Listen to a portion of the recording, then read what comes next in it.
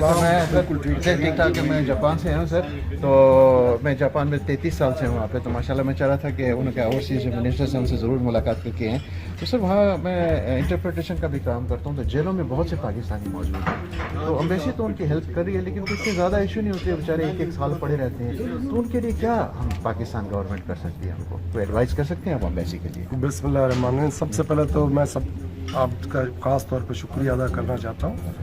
ابھی جو نئے ہمارے اوورسیز پاکستانی فاؤنڈیشن کے چیئرمین بنے ہیں بیرسٹر امجد صاحب, یہ ساری چیز ان سے ڈسکس ہوئی ہے. اچھا.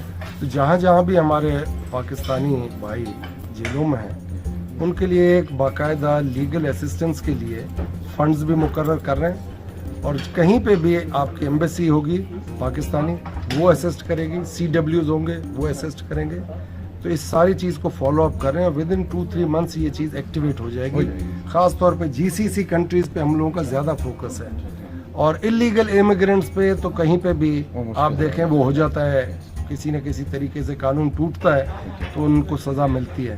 چاہے وہ پاکستان میں کوئی اور ملک کا آ کے کرے تو اس کو بھی سزا ہوگی. تو ہم لیگل اسسٹنس کے لیے اوورسیز پاکستانی فاؤنڈیشن ایک لیگل باڈی بنا رہا ہے. اچھا سر, یہ پاکستانی جو جاپان میں رہتے ہیں ان کے لیے 1 منٹ کا کوئی میسیج دینا چاہیں گے کہ ان کے لیے یہ مسئلے حل کرنے کے لیے پاکستان گورنمنٹ کیا کرنا چاہیے گی پلیز؟ میرے بھائی جتنے بھی صرف جاپان میں نہیں پوری دنیا میں جہاں جہاں پہ بھی ہیں ان کو میں یہی گزارش کروں گا کہ جہاں جہاں ایمبیسیز ہیں ادھر ضرور وہ فون کر کے یا ای میل کر کے اپنی تکالیف ضرور ان کو بتائیں.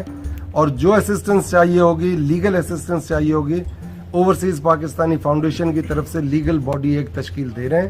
وہ آپ لوگوں کو ضرور ادھر حمایت بھی کرے گی, سپورٹ بھی کرے گی اور آپ کو ریلیف بھی دلائے گی. اور آپ لوگ پاکستان کے ایمبیسیڈرز ہیں تو پاکستان کا نام بلند رکھیں اور پاکستان زندہ باد کے نعرے لگاتے رہیں انشاءاللہ. بہت بہت شکریہ. السلام علیکم.